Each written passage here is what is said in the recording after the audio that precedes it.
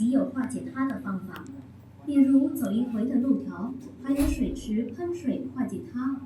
如此，官邸工程处于离远正路条。有一是做帝王要立执掌副级，要立在中心位置以领导，和好像按东亚观点是席不直不坐。新官邸建筑过程中，吴廷艳家庭转到嘉隆官邸区生活，目前是胡志明市博物馆。于1963年11月1日，新独立邸还建筑内杨文明将军的权下越南共和国军队的一部分，以发动抗吴廷艳的军事政变局。吴廷艳和他的弟弟吴廷柔顾问被杨文明的一些忠诚士兵捕捉和射死于1963年11月2日。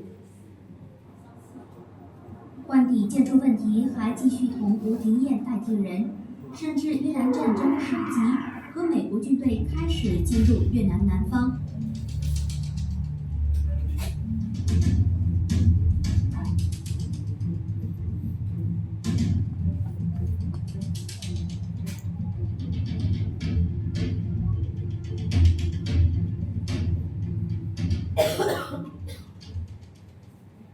一直1966年10月31日，独立官邸才能揭幕。典礼主持人是国家领导委员会主席阮文绍先生。在1967年，阮文绍先生成为越南共和国的总统，可是在独立官邸内生活最久的人。自1967年10月至1975年4月21日。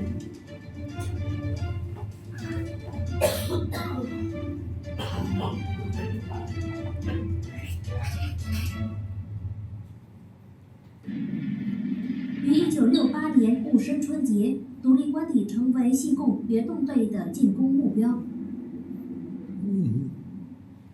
同那时间，越南南方解放民族战线已组织进攻西贡的多个目标，如美国大使馆、参谋总部、海军指挥部、新山一机场、西贡广播电台、后勤基地、机场、港口、军区及指挥所和美国军队单位等等。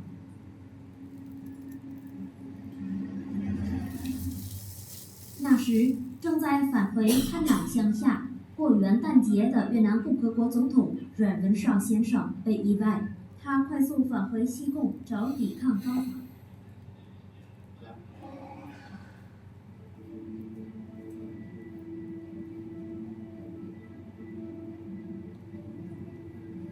戊申春节的首先进攻破烂后，美国总统郑森要宣布停放炸弹到越南北方的一部分，和宣布华盛顿准备开始同越南北方领导部谈判和平。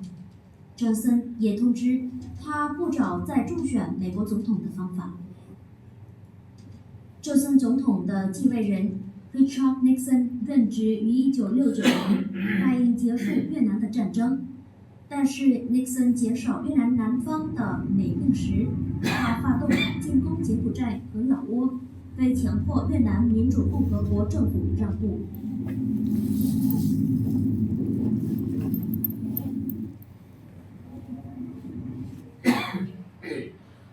阮文绍激烈反对美国和越南民主共和国政府之间签署和平协议，他担忧和平协议引致美国减少援助西贡政权和最后北方战胜。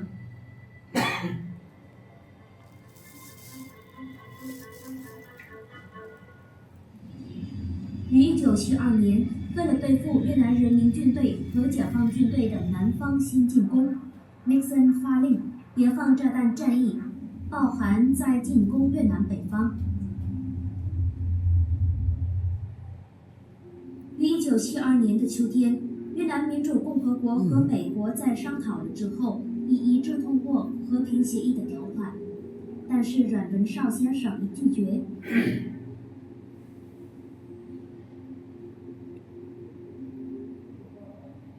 他担忧尼克森先生有放弃越南南方的计划。于1972 1972年的12月底，说服阮文绍保证服务内，尼克先生一开 Linebacker R 战役，使用几百个飞机放炸弹下河内与北方的各区域。这升级局已严重毁坏越南河内与北方各省市，但是最后失败。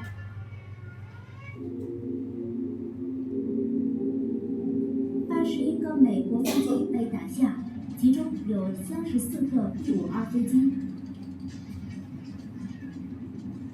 这打下河内空机战役被认为空中电蝙蝠。